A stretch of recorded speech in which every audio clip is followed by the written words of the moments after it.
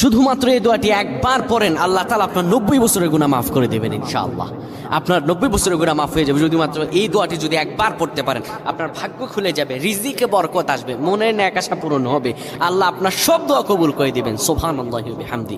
এত ফজিলত, এই দোয়াটা আপনারা শেয়ার করে দিবেন। এই যুবকেরা, আমল না করেও সওয়াব পাবা। তোমার একটি শেয়ারে, একটা বাটনে প্রেস করে তুমি সওয়াব পেয়ে যাবা। কারণ তুমি আমল না করো, অন্য কেউ যদি তোমার শেয়ারের বদৌলতে আমল করে, সওয়াব তুমি পেয়ে যাবা। নবীজির হাদিস।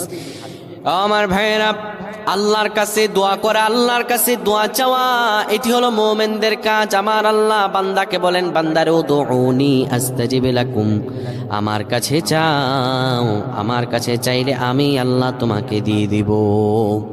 কেউ যদি একবারে দোয়াটি পড়তে পারে, দোয়াটি হলো রব্বি ইন্নী যালামতু নাফসি। Do you have a favorite photo you'd like to see come to life with movement and sound effects? Try it now. আমার আল্লাহ তাআলা তার 90